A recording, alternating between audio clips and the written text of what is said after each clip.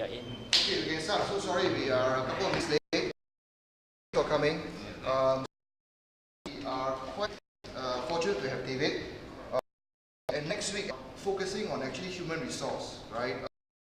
This talk about capability and capacity, right?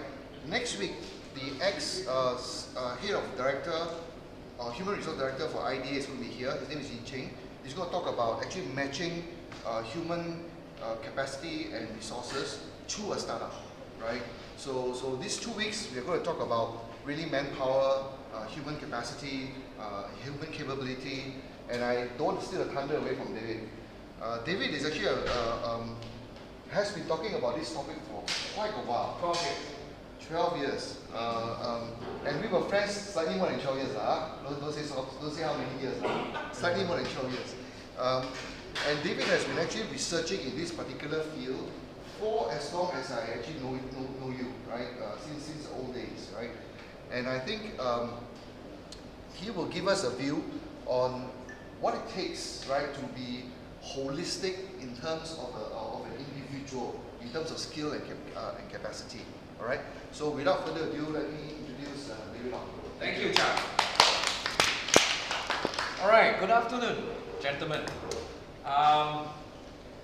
The reason for our being Arrows with Soul, as you can hear from our title, is to put the soul back into people.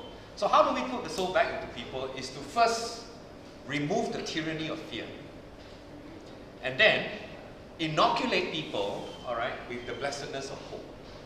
I think today in the tech world, there's a lot of fear, especially in not people like you, because you are in the midst of the tech, isn't it?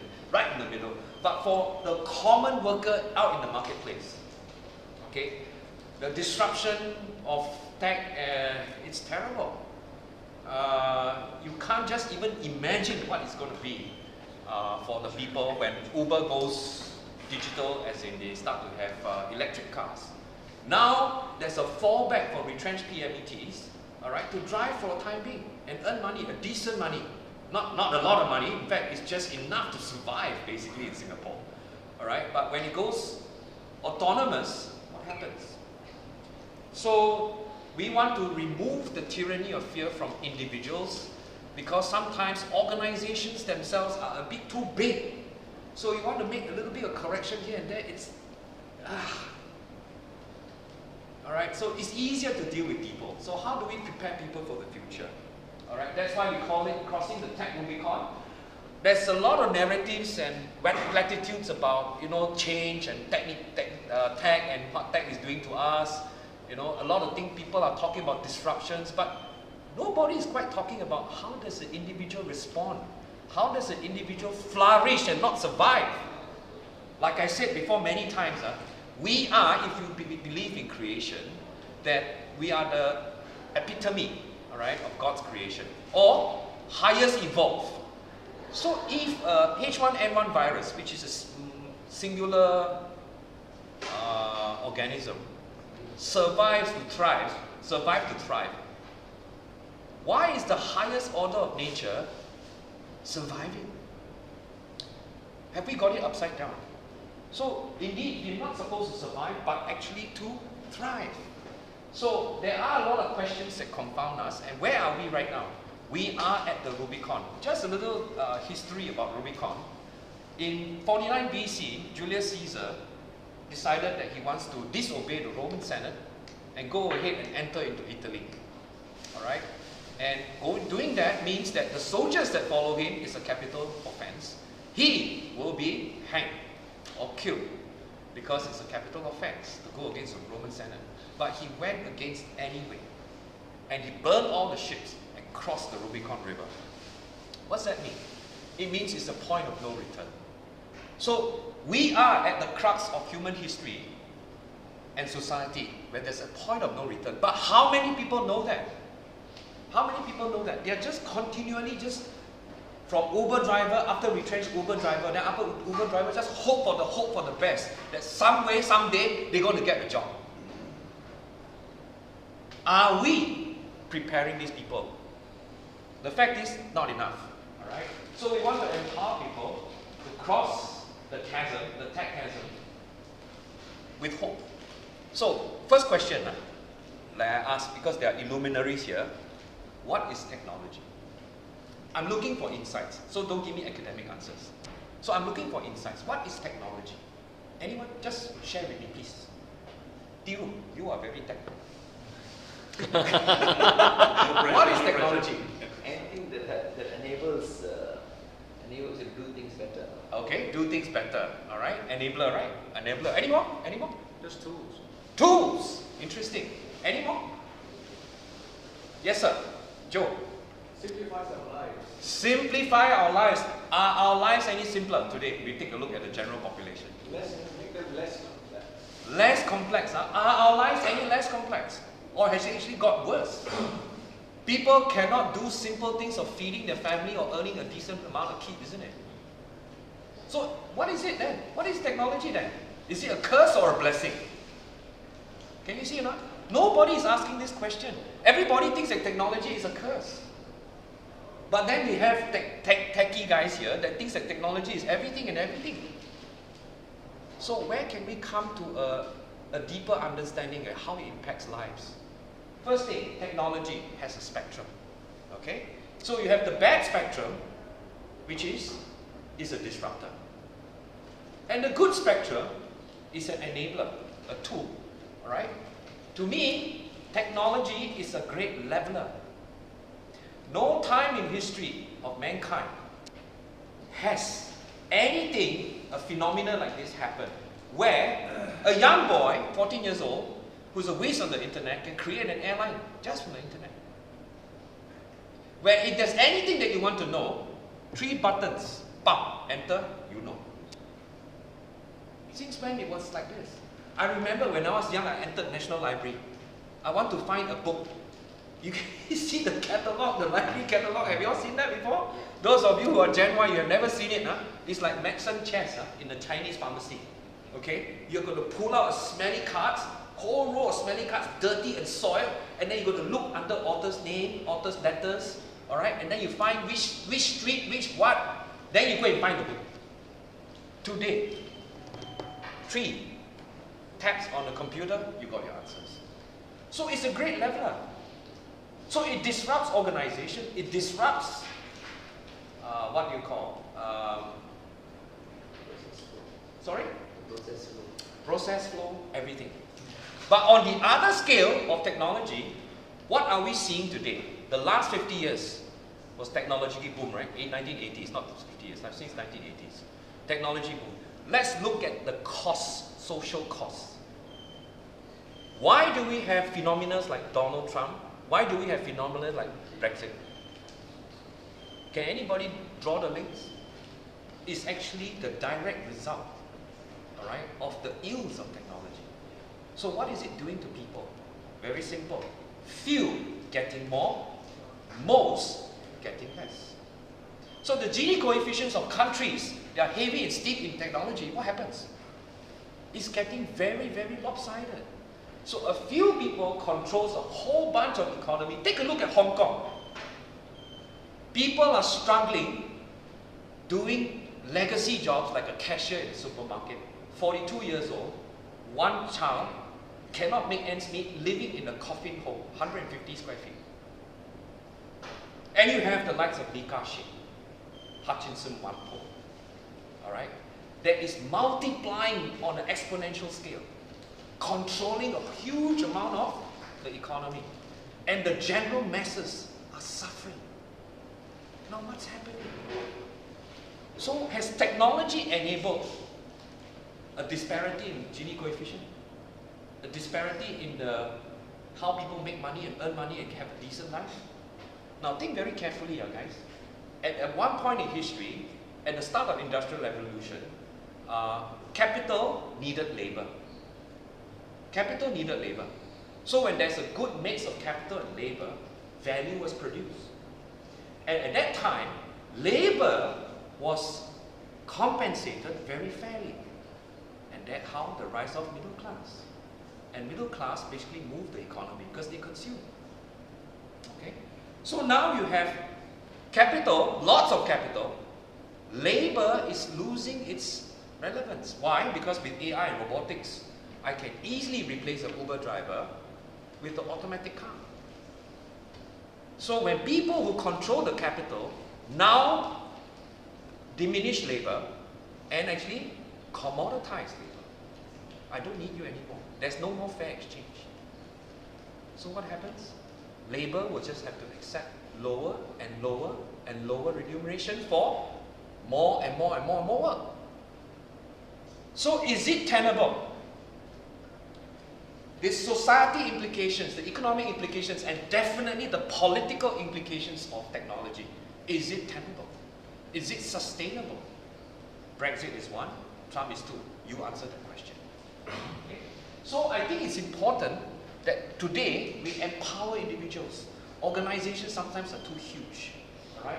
The ecosystems are very hard to dismantle. So we go with the simple flow, which is first thing, individuals. How do they acquire digital literacy? I think we have to have a new language to help people flourish. And what is digital literacy? First thing, they must be equipped with the right mental models of what success and failure mean in the new world. The second thing, they have to have the literacy for flourish in the digital economy. And of course, very important, what does the digital literacy do for us? Basically, it helps to orientate our mindsets. Orientate us on cardinal directions. That if I fail, it's a good thing. If I suffer, it's a good thing. Today's life is all about designer. Parents want designer kids that go to designer schools, that wear designer clothes, all right, and have designer, what? Diplomas and degrees. Is life really designer? Can you really design it? To optimize until everything happens on the good? And if it does that, doesn't it contravene the theory of evolution where people, where living organisms actually die off or suffer a big setback and then they come back again, stronger, stretched? So how do you have this designer thing that is happening now? And is it good for everybody? And don't forget, all these designer things are only available, basically, to people that have. And the rest of them don't have. So it's important for us now to empower each and every individual how to flourish. When I say digital numeracy, it's no longer the ones and the zeros or coding language or anything like that. No. It's the kind of mental models that we need to survive in the, not survive, I hate the word survive, to flourish in the digital economy. Okay? So going back to basics, that's where we are. So now, let's find out where we are, going through history. So this is the smart workplace. This one is by Bersing, Deloitte. Very interesting research. We have the 1950s, okay, characterized by operational efficiency. As you would know, this is manufacturing. Industrial age people are workers. Yes, no? And then the hallmarks of these people or the illuminaries would be Andrew Carnegie, Henry Ford. All right. And manufacturing is a science, right up to how many seconds it requires to drill 4 screws into a widget. Okay? So the corporation is king. People work for the corporation. That time, everything is linear. Right? You trade your time for labor, you trade your time for money. Then you move on to the next 60s and the 80s. Very interesting era. The profit growth, financial engineering came about. 1970s, Kissinger decided that paper becomes value. Alright? Remove the backing by gold. So we talk about management by objectives. I remember we were talking about this just maybe 5-10 years ago. And it's supposed to be 1960s. Alright? We have Jack Welch, Peter Drucker. Okay? As the luminaries. Executives are king. The C-suites are king. C-suites are king. Today we're moving into 1990s. Alright? Digital era is full swing. Collaborative management is the code word. Customer service employees as leaders. And we're talking about servant leadership. But do anyone really truly understand the C-suite? Do they really understand what it means to be servant leader? Servant first, leader second. Okay. And we have Howard Schultz, Steve Jobs. Right? And indeed, they were right for the times. And look at the companies. Steve Jobs created Apple. Apple is a lifestyle statement that everybody must have. Of course, after he died, today we are not so sure about 8 and 10, right? Okay, so the people are king. Not C-suite, huh? People are king. Then we move to today, which is 2017, 21st century. Mission, purpose, sustainability is key. We want the team to be empowered and the leaders to get out of the way. We want that, the examples will be Netflix, Google, Facebook, Amazon. We know how these companies grew exponentially. We also know how many employees they have vis-a-vis the old economy like Sony. We know. Alright? We also know how productive these people are and how do they work. Teams and the team leaders are kings. The teams and the team leaders are kings. So, take a look. This is the progression of human labor in the last 70 years.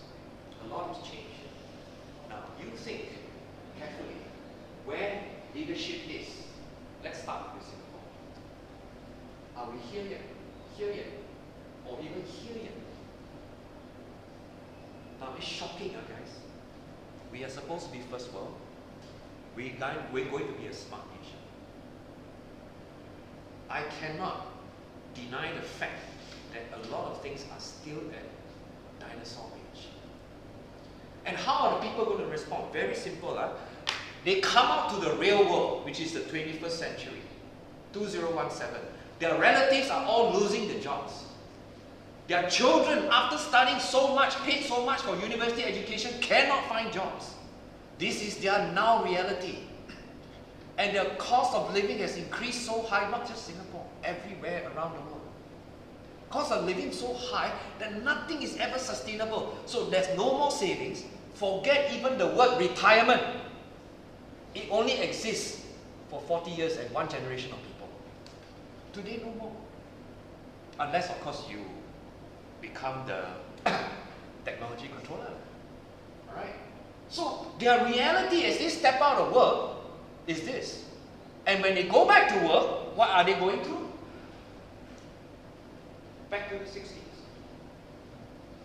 Management systems are still back there. The C-suite is still as powerful as ever.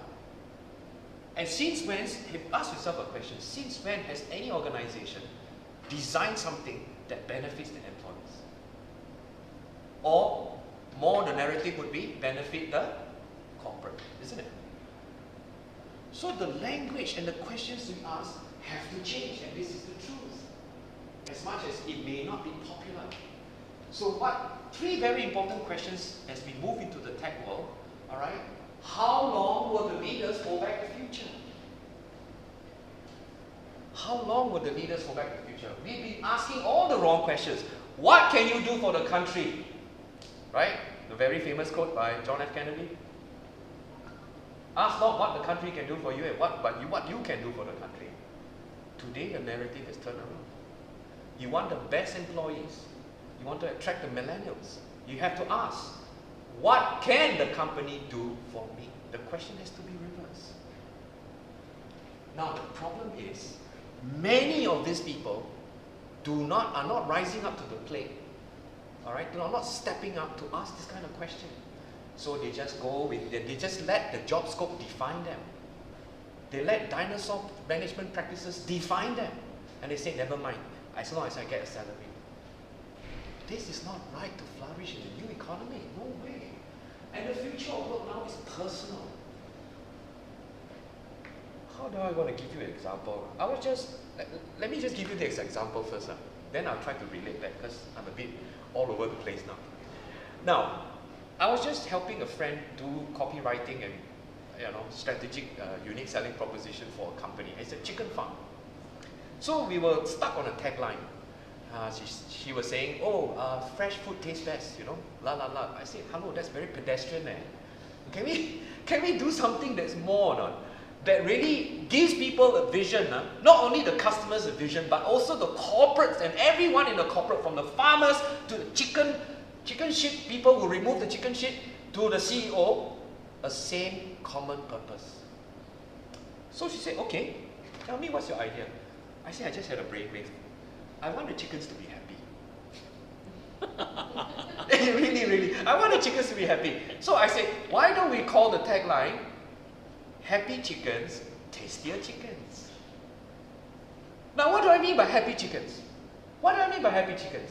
So then they started asking, what do you mean by happy chickens? I said, your chicken happy or not? What do you mean by happy chickens? Do they have enough space to at least move 3 steps to the left and 3 steps to the right? Go on. That one, not 3 steps, 2.5. I say good enough. Guys, do you know what is it like to be a broiler chicken? Have you heard of broiler chickens?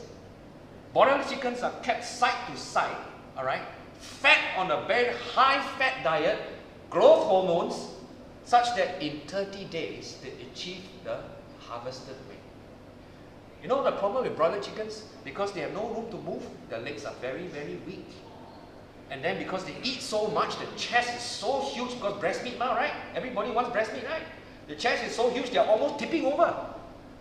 What kind of chickens are those? Happy or sad? Stressed out chickens. Stressed out chickens. So when you have stressed out chickens, do you get your end result of good food, tasty food, safe foods? Now compare that to a kampung chicken, that one commando, ranger. Kampung chicken has a lot of decisions to make. 6 o'clock, do I crow or do I not crow? And if I do crow, how loud I want to crow? Not only that, no, he looks about, there's a harem of hens, another harem of hens, which one I go first? And he's happy, isn't it? Living his dreams in the harem here, harem 2, then you look over neighbor's farm, another harem down there. He has decisions to make, right? He has personal accountability, personal responsibility, and he has to be authentic, isn't it? He has to be himself so that when the hens look at him, hey, handsome dude. And then he crows up, ooh, alright? And then what happens? Wow, beautiful voice, can sing. He has a responsibility to be authentic as a chicken, as a male chicken, the cock of the coop, yeah? So when a chicken is happy, what happens? The meat is tastier, isn't it? The chicken is always up to some antics that you can eat. You watch them, you laugh because it's so funny. Alright? Versus a broiler chicken. The fact is, since industrial economy and the management practices of today or the old, many people, the common people, has become broiler chickens. And we just accept our job scope. Eat every day and eat all the time. And then you become fat. And you become weak. And you don't make decisions anymore. What happens? You degenerate. You don't taste good anymore. There's no more creativity. There's no more innovation in you.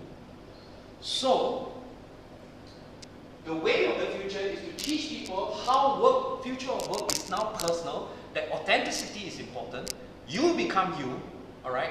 And you are responsible for all the decisions you make. Not the government, not Chuck, not your boss, not your teachers, not your schools. You. How many of our kids are actually trained like that? In fact, none. It's very, very sad.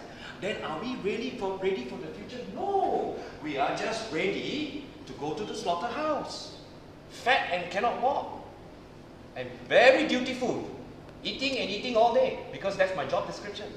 My job scope. So asking the wrong question, how do we get the best people?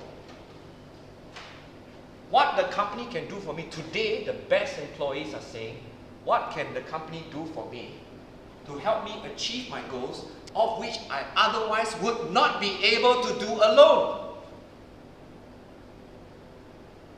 Which I otherwise would not be able to do alone. How can the company help me go beyond? How can the company help me find my passions, give me a vehicle, alright, give me the economies of scale so that I can scale and achieve my dreams? But how many workers are asking that questions? Every worker now is asking, how much feed are you giving me to every day, a month? Do I get any benefits? Can I stretch my leg? Everybody is asking how much and what must I do? Nobody is defining what their work should be. Nobody is defining what their personal development should be over the next 5 years. Nobody is defining that. How can that be? And how long will leaders hold back the future?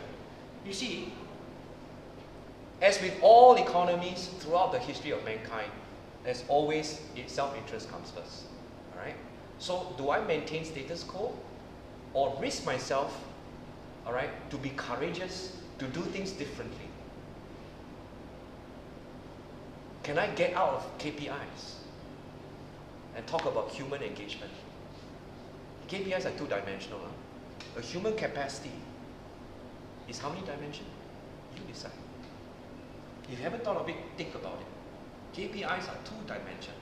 Human capability, human capacity is how many dimensions? I can be a father, I can teach salt light in the church, I can volunteer, I can lay hands and heal people through my God. I can do a lot of things. I'm also a good grandson, a good son, a good son-in-law, a coach, an encourager, a restorer. I pray for the sick. I pray for anyone I meet who's not good. I am multidimensional. What KPI can measure me? What KPI can measure my engagement? You tell me now. So if we are measuring the wrong things, of course we are going the wrong way, aren't we? So how long will leaders hold back the future is a very key question. That I cannot control. But certainly it's important now to let the broiler chickens know that there is such thing as you can sing. 6 o'clock every morning. And when you do that, all the hens in the neighborhood coops, they will start looking at you. You like that? You like that? Oh, wow, new possibilities. Yes, new possibilities. Okay? Then you can tell them, say, look, your chairs don't have to be so big to be attractive to the hens. What I want to see is strong legs. Run around. And after they run around, endorphins are pumping. They feel good. They are happy chickens.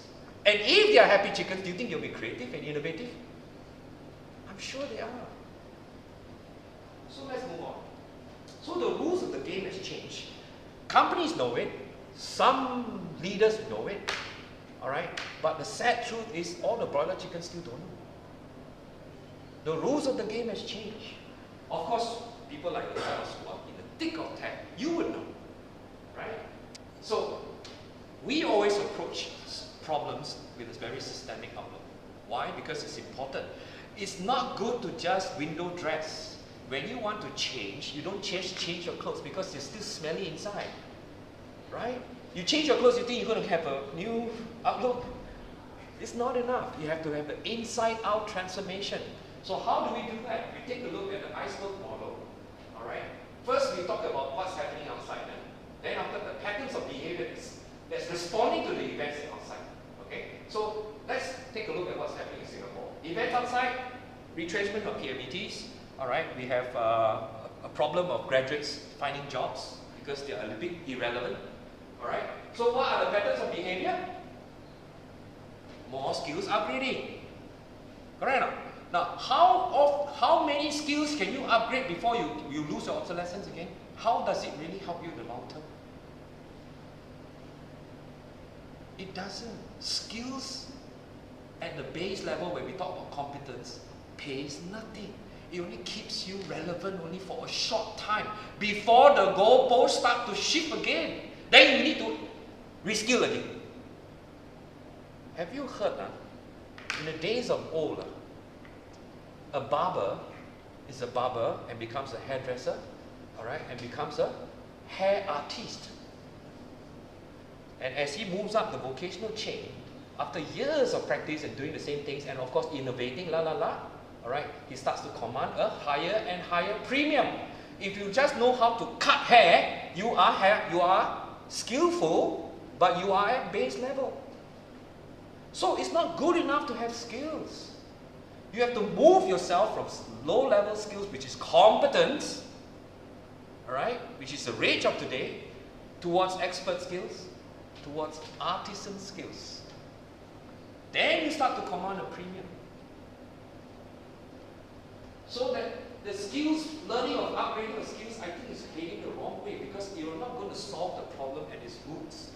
You're just band-aiding, alright? And the wound will fester and it will start to bleed again. So we need to look at the system structure, right? What's happening, alright? And look at, most important, the mental models of each and every broiler chicken. What values, assumptions, and beliefs shapes the way you behave? Is there a new language for us to behave or act in the new digital economy? Certainly, certainly. Alright? So let's start with the first mental model. Okay? Imagine we are the tree. Okay? We are a tree. And for this tree to flourish in inclement weather, the root or the fruit is more important. Don't tell me, hey, no fruit, no root. No, that's chicken egg. No. Let's focus on you as being a tree, and you are already a tree. Alright?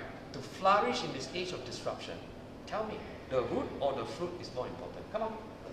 The root. Alright, the root. Very good. Let me ask you, your salary, root or fruit? Fruit. Your education, root or fruit? Root. It's a fruit. It's a fruit. Low-hanging fruit. People can pluck away. People can steal. The birds will chip at it. Alright? The insects will eat it. Okay? So, your skills, root or fruit? It's a small root. It's a small root. Let's talk about attitude. Your attitude, root or fruit? Root. Okay? Your propensity to suffer, your resilience, root or fruit? So now, if you are a tree, and we know that for this tree to survive, the root is more important than the fruit. Yes, no? We agree? The root is the unseen. The fruit is the KPI, the one you can see. And fruits are temporal. They only have a time where they are the most beautiful. After that, if it's left there, nobody takes, it rots. There's obsolescence in fruits. There's pilferages and losses in fruits. But if you are a tree in the desert, as I would say today is a desert, all right, for the common people, you have one little leaf that's just sprouting out. And everybody says, ha ha ha, what a stupid tree, what a stunted tree. It looks terrible, it's got no degree, it's got no knowledge, it's got no competence. But hey, this tree is growing roots. Down, 150 feet, 200 feet. It hits the water table. What happens now? Compared to all the flowering weeds. Look at me, I'm so pretty, look at me, all the flowers everywhere. Inclement weather comes, who's the first to go? We all know that. And this ugly tree, because its roots has reached the water table, what happens? So, with the same analogy and mental model, think of how our people are preparing themselves for the new economy. And what is the narrative? Is the narrative focusing on the obvious or on the roots? So if the narrative is constantly focused on this, what happens? In 2-3 years, you're dismantled again. 2-3 years, you're disrupted again. So how do you have that consistent resilience, consistent growth that's happening outside of what's obvious? That's where we come in. We give them the vernacular, a new language, that the future of work is all about value adding or value creation. Everybody desires, after I work hard for 30 years, I want to cruise. What do you mean by cruise? Cruise means very little effort, huge output. Okay? So, very little effort, earn a lot of money. Is this possible? Yes. If you stop becoming a broiler chicken, you take the risk to become a kampung chicken. Both also can die, by the way. Kampung chicken will be hunted by scouts like me. Go and hunt curi ayam. Okay? Broiler chicken, for sure, 30 days you go. Okay? So, we created this in 2011, and I presented it in a think tank in New Orleans. And all the think tank people, the professors, the stalwarts of work life and employee engagement started to latch on to the future of work. 2011, we had this vernacular. Alright? And we're showing 5 types of workers that's pretty much this today. Alright? You've got the value sustainer, which 80% are there, do job code, go home, correct? Alright? And then you have the value pretender, which is you got this kind, it takes all kinds to make the world. A value pretender is somebody that when a boss is around, whoop, whoop. Alright? And the system allows that. The system promotes that. So what value are you really adding if you are a pretender? Okay? So what the good news is, the new economy, the digital transformation, they will start to kill off the pretenders because it's getting flatter and flatter, right? Then we have the value added, the very basic to just hold on to your job. People don't realize that if you perform job scope and go home, you will not survive. Because again, remember, the value and capital, labor and capital, there's no longer a fair exchange. Not like 40 years ago, there was fair exchange. Right? So now you're going to be a value adder and value leader. In the two sentences you see under value leader, we have redefined leadership in two simple terms. Alright? And leadership is not rocket science. You just have to be two things. One, you are a talent synergizer. Two, you are an opportunity strategist. That's all. That's all. I don't know what MBA schools are teaching you about leadership, but leadership is very clear to me. Talent synergizer, opportunity strategist. When you have a good team, you give them the opportunity, what happens? They explode. And you don't even have to do anything. You just light the fire and get out of the way. It's so easy to be a good leader. But why is it people are so finding it so difficult? Because all your people are broiler chickens. Alright? So value creator, of course, all of you, you are value creators. So when your app adds a value, connects a need, alright, you create a value, and out on the internet it's so cheap, alright, it's easily freely accessible, you disrupt the old economy, what happens? You deserve the capital that's invested in you. So you command a premium. So we start to realize that work today is no longer synchronous. That means 8 o'clock, go attend, everybody go to that workplace. Singapore is a rentier's economy. The model is you have a few properties, you rent so that you can get sleep money.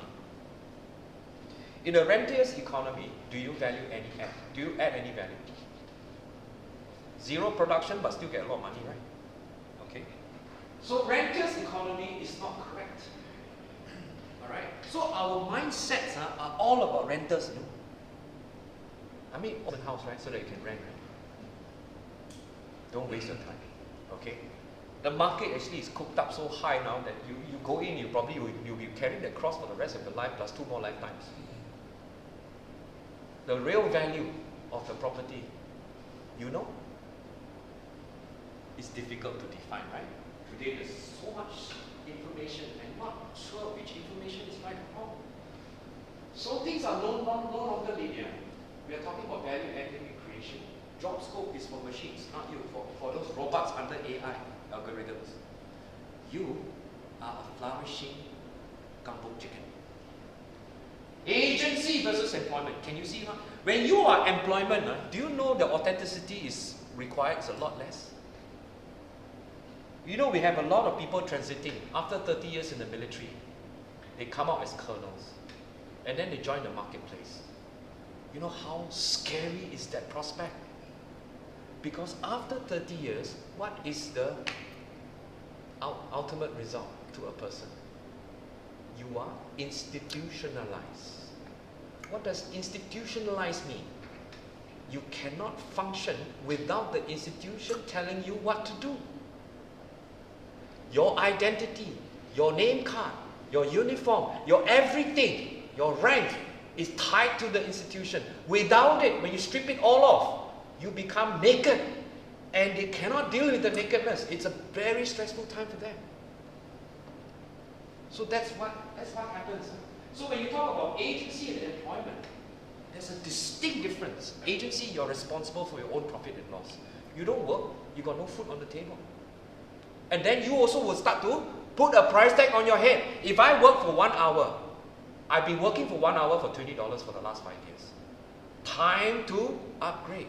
So you put a price tag on your head. Let me see, I want to charge $100 an hour. Then let's take a look at your output.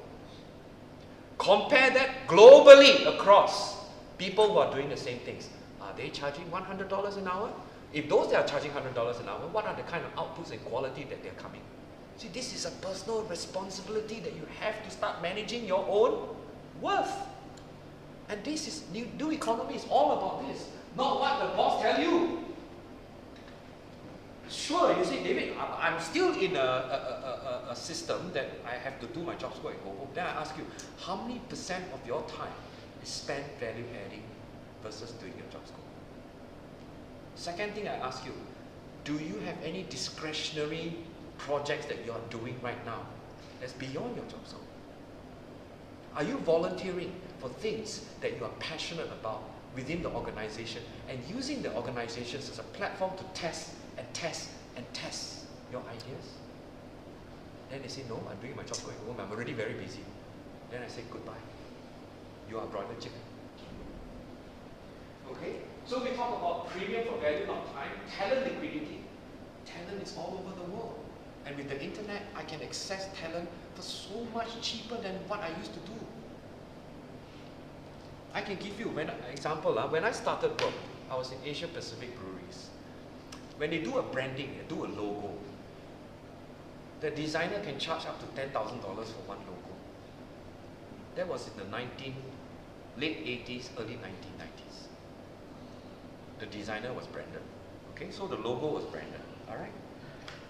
Today, on Fiverr, I can have a logo turn around $15. Okay, no color, $5. Just as good. So, this is the kind of value that's commoditized around the world today. All right.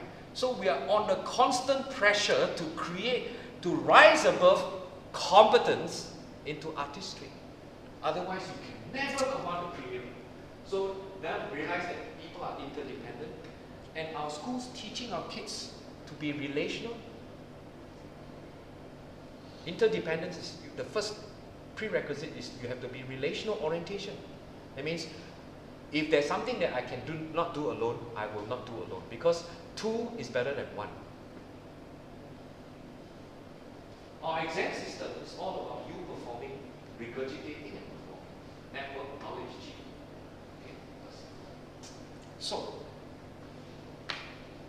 one thing that perpetuates our problem is that a lot of the broiler chickens are tuned to the wrong radio stations.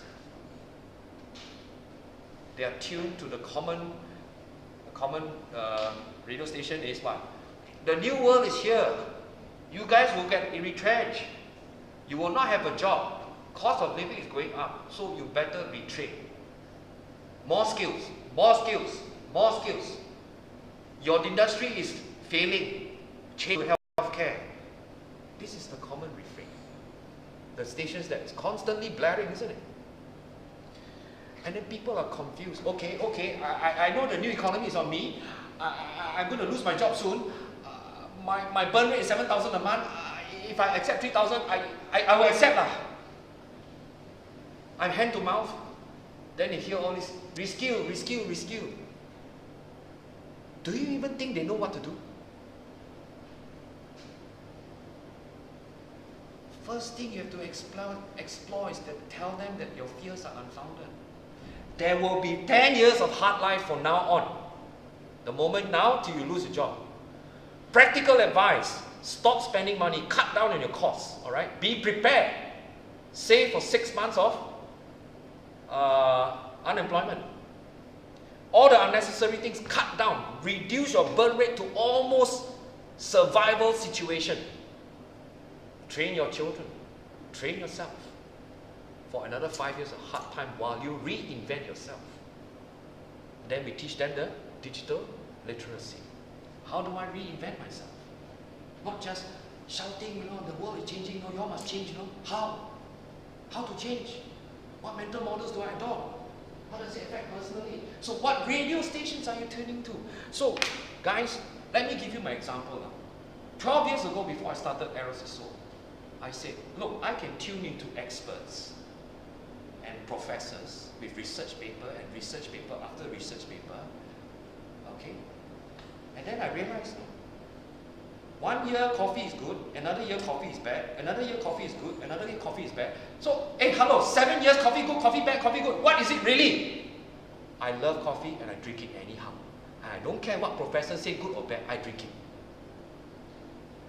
You see, research has a selfish intent, just like statistics. They are lies and damn lies. It's to prove something. If you decide to find and focus and find something, you will find. Just like, can you give yourself 100 reasons why you should not exercise? Ladies and gentlemen, you can. You can. You're smart enough. And you don't exercise, is that correct? It's wrong. So, guys, rationality is different from wisdom. Logic is different from wisdom. People must start to realize that. You see, there's a huge difference. So what radio stations are you tuning to? That's perpetuating your problem or helping you? So I tune into coffee good, coffee bad, coffee good. I said, researchers, okay, just wait. I'm not wasting my time. Okay? I decided, for those of you who are non-religious, I decided to follow nature. Because if there's anything to learn that's sustainable, it's from nature. For those of you who are spiritual, I decided to follow God. The Bible became my manifesto. All answers, I look here. Those of you who don't believe in God, then you go to nature. Look at nature, how ecosystems are formed. And why is it important that ecosystem, one organism's waste becomes another organism's food? Okay? Now look at the corporates today. What kind of ecosystems are there? If the Gini coefficient is stretching so far and so far and so far, one organism in the ecosystem will die. And it's a huge organism. Right? When the organism dies, what happens? The small group that has everything, I don't know. There's a very apt description of the future. The pitchforks are coming for the plutocrats. I mean, if you look at Brexit, you look at Donald Trump, I think this is just a start. Because an ecosystem, as humans are, the way we arrange ourselves, is one of the highest ecosystems in nature. But because of, I don't know, man's greed, selfish intents, not really knowing where the natural order of things are, all right? There will be some unfairness generated. That's fair, that's fine. But when the unfairness comes to a stage where one big, huge group of organisms starts to die off, it's no longer sustainable. So before you die off and become a broiler chicken, we exist. Our reason for being is to help you at least take the first step to be a kampung chicken. So tune into the right stations. So this is just some of the description of new reality. All right, we won't go through because how much time do I have? Where am I now? Oh, almost 1 hour. All right, and you can see the business today, the organizations, is an emotional vacuum. And they are talking, the buzzword is always about engagement, yes? Now, like I said, very simple. Again, the mental model, happy chickens, tasty chickens, yes? So if you want the productive workers, all right, you've got to meet their needs. And if whole situation in the corporate social circles, corporate circle and work is an emotional dearth, you have there's no inner, basically zombie-like lah. And what kind of value are we producing in this digital age where everything counts in a very short time and people are walking zombies? So it is a problem. It's a very problem. So, and then another mental model that we have to understand is spell and how we empower broiler chickens. We go back to nature. I said, imagine a mountain. Right at the top is their life. Okay, where is life? At the sides of a mountain. Now look at the corporate hierarchy. Life, no life? Where is life? Sides of the mountain. So if the sides of the mountain is the one that has life, that's where the action is, isn't it? But today we spend a lot of time hovering, paying attention. No, not here. So this is a very, very wrong management practice. And true enough, can you see how nature is teaching us now? There is the sides of the mountain that sustains life. Take care of the sides. Change the narratives now, not to help the top, but help the bottom. So we want to talk about the whole person, not just your skills. What do you bring to the table? Like I said just now before, I am multi-dimensional. I can bring my parenting skills. I learn my counseling skills not by attending a counseling course. I learn my counseling skills from my involvement in church, right? And my talk, right? To when I visit third world countries, I speak to people, the natives of the country, all right? The kind of troubles they go through, the problems they have. They have no money for medical, you know, they're always full of sores, all right? And even fever, they have no money for Panadol. You know? So I believe in miracles. I sometimes perform small little miracles. I don't know how. Maybe it's the law of attraction. I'm a father. I'm a managing director. I'm a coach. I'm many things. And for that to happen, I also go to the gym to make sure that I'm fit. Mentally, I'm rested. Rested means what? I have worries. Sometimes I cannot even feed my family. Okay? As you can see, I'm kind of firebrand, isn't it? So, sometimes I cannot feed my family, but you know what? I have peace. And if you want to know more, it's peace that surpasses understanding. How do you get that? I want to talk to me separately. Social, I got friends, family, support, spiritual. 4, capital, I employ to become a whole person, to give everything I've got in anywhere that's important. Now, is that powerful? And there's no office hours for me. I can be working any time of the day. Sometimes I get inspiration when I'm sitting on the toilet bowl, and work happens there. Right there! I'm serious. So there's no work-life balance for me. What work-life? What are you talking about? A golden goose is flying, you know. And just as well, you are vacationing. So you say, oh, this is my time? This is no work time.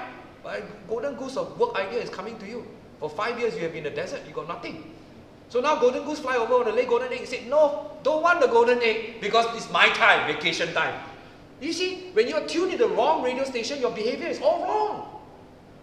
You do not understand the strategic value of certain things that can advance you, although at an inconvenient time, but it can advance you a lot.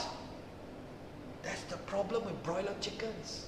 They have forgotten to see that the sunset is beautiful and it's free. Alright? So the whole person, training up the whole person is very key. If you are not, I mean, spiritual doesn't have to be religion, right? You can be a humanist, or you can be philosophical. Understand that you're not the be-all and end-all of everything, just that you are just a small part of an ecosystem. That's spiritual. So we created, this is our very first trademark, alright, a capstone of integration. How do I put all these things together so that I become a kampung chicken that is daring, kampung chicken that enjoys doing what I do, alright, and I enjoy the attention and the esteem that the hands give me because I'm performing at my best all the time. Physically, mentally, emotionally, and spiritually. Alright? So this is a very powerful model, just to give you an explanation, short one. At the base, at the bottom layer, alright, the most important when we talk about the literacy, alright, is the core values. Do we know what are things that are important to us? Right? When people have no defined core values, what happens? They will make decisions based on convenience, based on feelings. Hello? When you are angry, do you know how your IQ drops when you're angry? And it can drop as much as 20 points IQ. That's why a lot of people do stupid things when they are angry, isn't it? So what kind of good decisions can you make when you're always angry? Always anxious? Zilch. Zilch. In fact, you make all the stupid decisions that's counterproductive to you and your family and the company. Now let's take a look. Do we have happy broiler chickens in companies? In Singapore? You decide. So if our chickens are not happy and they are broiler types, what is happening? Are we adding value? Are we preparing ourselves to be resilient for the future? Are we preparing ourselves for the rewards? No. Okay? So the new economy orientation is very key. That's why we talk about the digital literacy. Now, time has changed. We are as bold as to even introduce a new sort of time. Instead of chronos time, where you run A to B, point A to B from this minute to that minute, now we are talking about kairos time. What's kairos time? You appreciate moments, experiential moments. You arrest where are the important moments that's aligned to your core values, that gives you the greatest pleasure, or the greatest enjoyment, or the greatest relaxation. Alright? And there are times where you decide, this is winter time, I'm buckling down, alright, without rest, I'm just going to go on this project until I'm done. Not work-life balance, 8 hours work, 8 hours life. That's ridiculous. So the vernacular of work-life balance, even with people who are in the industry, they're still using work-life balance. Do you know that language is such an important basis of culture that if you keep using the wrong language, you never change. You never change. So we call it a new work-life charter, and it's integration. And capstone means what? This is the foundation point where everything starts. Okay? So time now becomes seasons, short seasons, long moments and stages. So you start to design your lives, or say, okay, I'm at the stage of life where I don't have a family. All right, I can live with what's that called? Survival? What's survival? Subsistence level, right? Because I got no family, I got no children, right? So now I'm going to 24 hours or 12 hours a day do what I think is best. So there are times where you rest. There are seasons in everything. Seasons for life, seasons for tears, seasons for sorrow, seasons for work, seasons for harvest. Work according to nature, because that's the circadian, the nature's rhythm that allows nature to flourish at its best. Why do flowers bloom in the morning when there's dew? And when the dew and the flowers look great, fantastic, isn't it? There's a rhythm in nature. Follow that, not follow your to-do list. From this time to this time, I must get 7 appointments. Hello. There are Pareto rules means what? There are times where there are appointments that you don't even go. But there are times where there are certain appointments, 100% mind, body, you have to be there. And in 5 minutes, you solve things that you would do attending, running for 7 meetings, and it's not solving anything. That's inconsequential. So how do people make these choices? All right, they have to go through. Work is your family's exercise space. How many people do we understand that? So this actually is our world's first comprehensive roadmap for effective work and flourishing lives in the digital economy. It takes actually at least a day to go through this, the details. All right. So we want to, this is actually, I wanted to do a discussion, but I think I don't have time. All right, but I think these are the language that we are going to install into people. It's only just a few of these. All right, ownership. All right,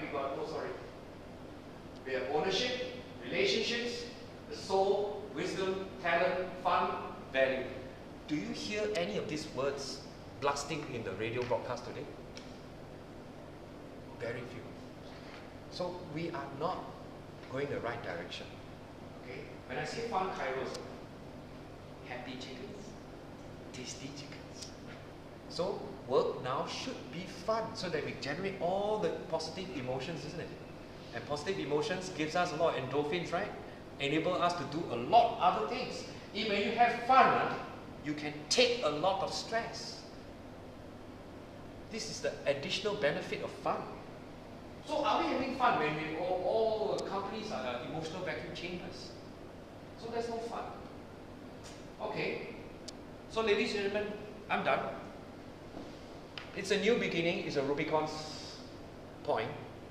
I think important thing is you become as tech people, you become the ambassadors. Alright? There's a new language that we need to learn, and The new economy is not about upskilling and skill and skill. It's not about skill. It's not because once you understand the digital language, your attitude and your mental models are changed. You self-skill. Is it possible? Yes, it is possible. Self-skill. And that's exactly what I've been doing the last 12 years. I am a finance graduate. I never worked a day in the bank. How is it that I become a human capital fella? I never attended any HR course. I self-skill. Why? Because I have a passion. I have the gift of insight. Alright? So I put 2 and 2 together. Da da da. So guys, bring back the good, the just, and the beautiful. Technology, the chasm, has its good and the bad. If the people don't rise up to embrace the good, then some small people will dictate what your life's going to be. So guys, thank you very much.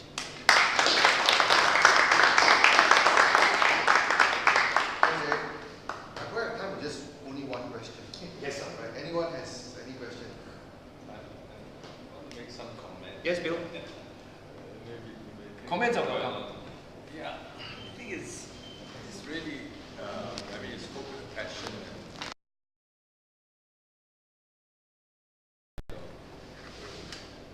fairly revolutionary to some Yes.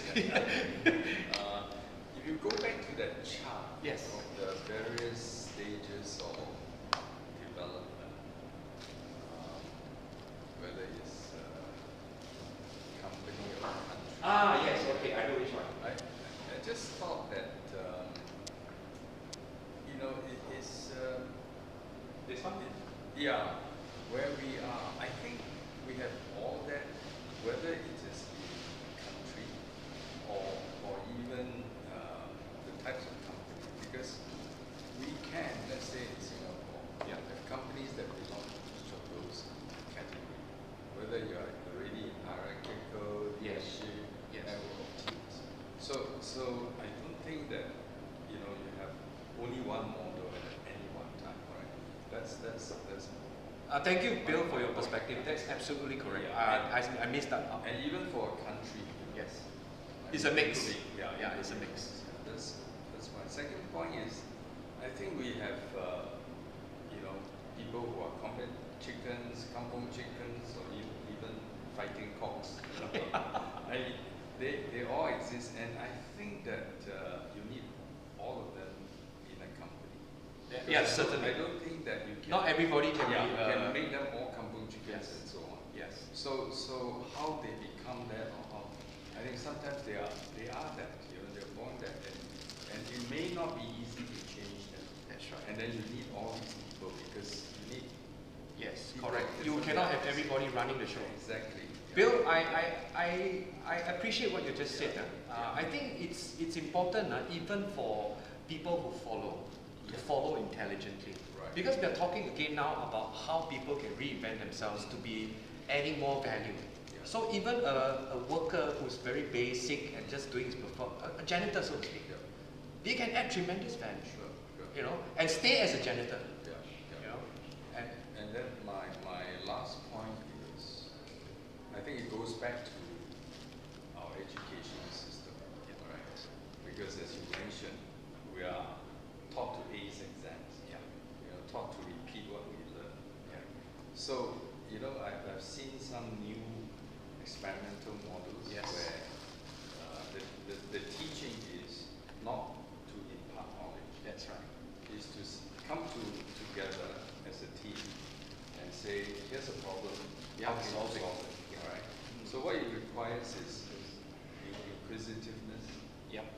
creativity, The and that's ability where to think, work yeah, together. and that sparks innovation, and then empathy, teamwork, and Yes, so on. absolutely. So that's a new sort of environment that maybe encourage the new person Yes. and a new economy. Yes, absolutely. But at the end of the day, whatever skills or tools that you give them, they still have to fit within the organization. So how do you create that new organization? So people like Google, Facebook, Red Hat, you know, they're redesigning the work, That's right. redesigning the purpose of. That's So, you know, that to go some ways to solving, you know, the dilemma Yes. and the problem Yes. that you just stated. Okay, I hear your question. It's a very good question. First thing, all of you are here not for a reason, not for a stupid reason just because you're attending my talk. You're here because you're creating a new reality, a new company, all right? And when you do that, all right, you hear this right language, right culture, you're probably going to implement that. So it starts from all the entrepreneurs. It starts from even we get the same question asked of us when we do civil service, these kind of courses, and they are they're in a super hierarchical red tape kind of situation. So they ask, what can I do? Even with the director general's top C-level suites, they say 4 years everybody the CE change again, and then there we go again, running around. So my suggestion is courage. You have a certain control and latitude within the organization. That's where you are. Make some small changes and watch the engagement change, and empower your people to know a little bit more so that they start to value add, and you get less and less thing to do. I say, do your own experiment in your own department. Now that's plausible without really changing. I mean, they'll still fulfill their KPI whatever the top ones just give it to them. But fundamentally, the way they run the company is slightly now different. They recognize that each employee now can actually bring tremendous capacity and value to the department. What can I do about it? So one of the suggestions that we ask is, let's synergize the team. All right, know what they're good at. Are they positioned and employed at where they are good at? So these are the first few steps that we can take, in a small scale. And we eventually, if enough entrepreneurs start to come out, all right, and they know of this digital language, when they create their organizations, like what you said, Google, they all started small, right? Then slowly there will be impact, because these companies will just keep on making waves and making headlines, and people start wondering what are they doing right. And then the culture will be studied. Slowly the dinosaurs will start to catch up before they get extinct. So it's a groundswell effect. I mean, like any other cause that we evangelize, it takes a while. All right, and we need, of course, people like yourselves who are already in the front lines, who are experiencing some of this language that's happening, to evangelize and slowly spread the word. I think the reason why we decided to do individuals is that I can start changing my life today. You know what I'm saying? So when they start, then their friends start, you start to, I guess, that's how societies change, one at a time. It's good for personal development. Absolutely, absolutely, yeah. And that's what they should be doing, otherwise they'll be irrelevant. Any other questions? No? Yeah. Sorry. Thanks, Eric. This is a topic which is actually stirs quite a lot of thinking, and it's actually quite relevant today, right? So I think rather than talking in the group, maybe I invite you guys to have pizza, and then we can actually discuss. We continue to discuss. Yes, yes. All right. Thank you very much.